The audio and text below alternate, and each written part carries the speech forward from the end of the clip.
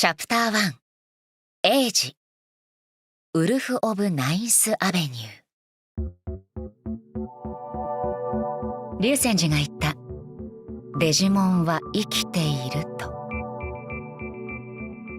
本当にデジモン生きていたら楽しいですよね。今もデジモンをデジタルペットみたいに飼う趣味のマニアはいるし、竜泉寺教授みたいなコレクターもいるけど、俺みたいなクラッカーにとってデジモンは便利な AI ツールかな。エイジにとってデジモンは大切な仕事道具だ。エイジは今はティラノモンを愛用している。デジタルワールドでは比較的よく捕獲されるデジモンで、グリムでたくさんの個体が取引されていた。いつどこにできるんです？そのデジモンランド。永遠にお蔵入りというやつだ。竜泉寺は残念そうに息を漏らした。あらら。現実的には難しい。だからデジタルワールドは人類の秘密のままなんだ。竜泉寺の言葉にエイジの脳裏を、さっき見せられた航空機の墜落映像がよぎった。デジモンを犯罪に使うやつがいますからね。同業者、たちの悪いクラッカーだけど。クラッカーはおおむねグレーゾーンの存在だが、その中でも白黒はある。白に近いグレーと真っ黒に近いグレー。話してみるといいやつらとガチでヤバいやつら。犯罪者、全人類の敵レベルのやつまで。とにかく昨今あちらこちらで頻発しているネットワーク障害、不正アクセスによる情報窃盗、サイバーテロ。そこに実は少なからず AI ツールとしてのデジモンが関係している。あの映像のようにテロリストが使用したデジモンが実際に飛行機を落としたとされる事件もあった。そのことはもちろん公にはなっていない。デジモンとデジタルワールドのことは一般には知られていなかった。全世界の首脳たちと国際機関がその存在自体を隠蔽、隠してきたからだ。いずれにしても、もしテーマパークのキャラクターが犯罪者の道具としてサイバーテロを起こしたなんてことになれば不祥事が過ぎるだろう。デジモンとデジタルワールドのことを世間に大っぴらにするということは、デジモン犯罪について世界に公表することにつながる。どうなると思う？パニック！まさにだ。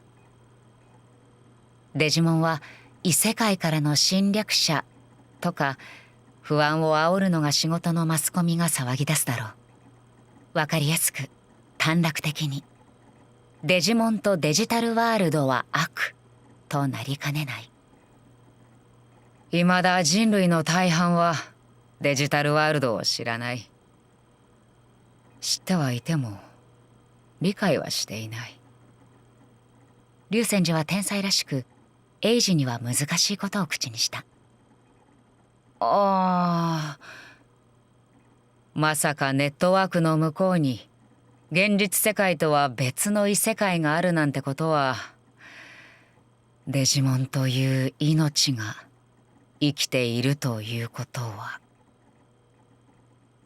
知ってはいても理解はしていない。竜泉寺教授。それがクラッカー。デジタルワールドでデジモンを使って仕事をする自分に向けた言葉でもあることをエイジは感じた。デジモンは生きている。クラッカーファング、エイジ君、知りたくはないか？リアルワールドとデジタルワールド、二つの世界の真実を、世界の裏側を見てみたくはないかね？そりゃあ見てみたい。エイジは興奮した。だって俺は知らないから。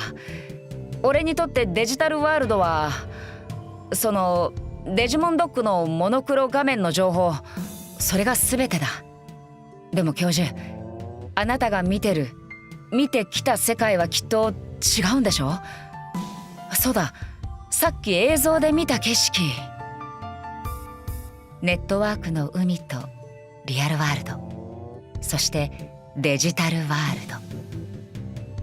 ノイズの向こうに垣間見えたあの世界は、君に見せた映像がなぜ D4、 我が社の最高機密なのか、人類の秘密とされているのかわかるかね。それはエイジはひらめく。あの映像が本物だからか？フィクションのプロモーションビデオではなく、デジタルワールドを観測した映像だったから。そう、あの景色は観測データに基づいて AI が生成した真のデジタルワールドの創造図だ。そしてデジモンはデジタルワールドで本当に生きている。地球外生命体は外宇宙ではなくデジタルネットワーク上にいたというわけだ。竜泉寺はまっすぐな目でエイジを見る。彼が言っていることは例えや物事の捉え方といった話ではなかった。デジモンは生きている。エイジはホロライズしたもどきベタモンを見た。生きているであれば、これまで AI ツールとして扱ってきたティラノモンたちも、他のすべてのデジモンたちも、デジタルワールドのありさま、デジモンのありさまをこの目で直に見ること、仮想モニタと観測データではない人間の五感で直接デジタルワールドを捉えること、リアルワールドとデジタルワールドのくびきを超える、ありのままに。それこそ私が、この竜泉寺智則が人生をかけて取り組んできた研究だ。故に私のすべてが D4 なんだ。もどきベタモンのデータ移行が完了した。竜泉寺はエイジの納品用デジモンドックを機器から外すと、指でつまんで眺める。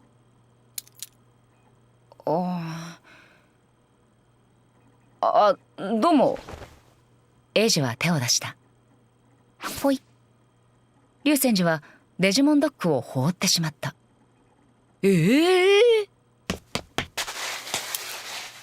びっくりする間もなく、エイジはヘッドスライディングする勢いでデジモンドックがゴミ箱に落ちる寸前でキャッチした。何するの教授。勢い余ってゴミ箱に顔面ダイブしてしまった。エイジのドックはパーツを組んだ自作品だ。ジャンクとはいえお金がかかっている。それメモリ領域にエラーがあったよ。マジですか？竜泉寺はデジモンコレクターだ。データのコンディションには人一倍気を使うのだ。旧式は使わない方がいい。私からの仕事の時は特にだ。危うくもどきベタモンのデータが壊れるところだった。にしても捨てることないでしょう。教授、フリーのクラッカーの懐事情は大企業とは違うんですよ。なんもかんも自腹、領収書とか切れないし、ここにあるようなハイスペな機材を好きなだけ使い潰せるわけじゃないんだから。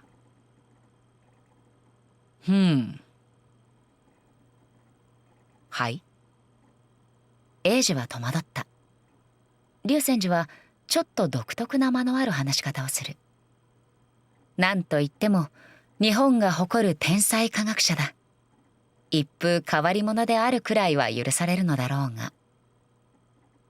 それはすまなかった。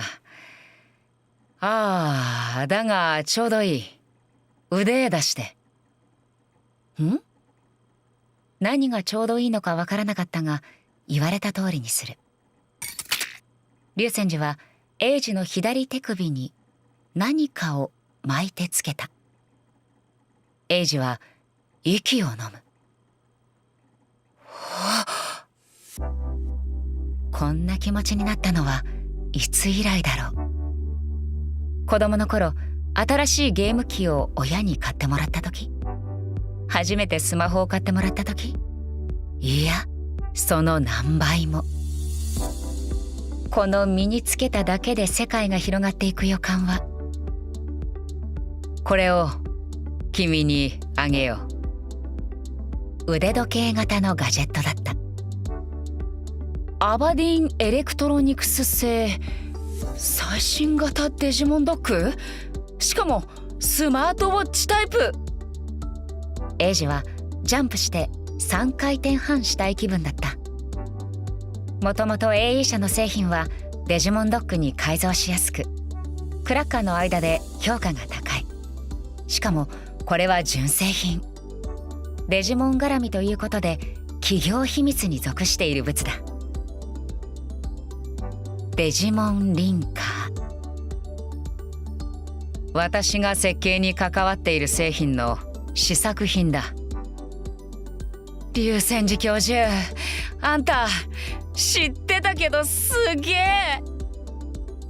英二の腕で腕時計型デジモンドッグが自動セットアップを始める。私はデジモンドッグ部門の技術統括責任者でもあるのでね。それには生体情報、バイタルセンサーがついているので、今登録した君にしか使えない。おお、俺専用。医療機器クラスのセンサーだから、脈拍、血圧、呼吸、体温、そういうのを全部記録してるから。うちのライフサポートで24時間安心の医療サポート体制付き。健康になっちまうじゃん。英二はノリで返した。ホロライズ機能もサポートしている。本来デジモンのホロライズはこの DDL のほか限られた施設内でしか許可されていないのだが、特例だ。とにかく特別、特別、特別扱い。でも試作品っていいんですか？なんか裏があるんじゃ？安心したまえ。これは私個人から君へのプレゼントだよ。マジすげえ。さてそこでだ。ほら、やっぱ裏あるじゃん。教授の性格だんだん分かってきたんだ俺。混ぜっ返したが、英二はこのスマートウォッチ型デジモンドッグを手放すつもりなどない。欲しい。デジモンリンカーは誇張抜きで英二の自作ドッグとは桁違い、2桁違う性能があるはず。そこでクラッカーファングを見込んで次の仕事を頼みたい。やります。即答だね。実にいい。君のそういうところが好きだよ。龍泉寺は英二の腕を取るとデジモンリンカー側面にあるスイッチを押した。画面がほのかに輝く。不思議な炎が時計の画面から揺らめき立ったように見えた。ルガモン、成長期、魔獣型、ウイルス種。小さなカラー画面には見たことのないデジモンが映っていた。英二は目を細める。ワンコ？犬？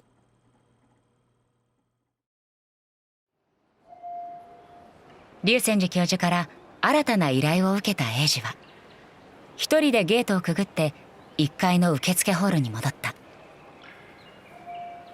リアルワールドとデジタルワールドのくびきを超えるか。ホールの中央では例の三つどもえのオブジェがホロライズされている。あ、お疲れ様です。受付で初音の方から話しかけてきた。ポパスはここに返せばいいの？こちらにご返却ください。ありがとうございます。エイジはパスを渡した。その腕に巻かれていたものに初音が気づく。おお、これ竜泉寺教授にもらったんだ。知ってる？デジモンドック。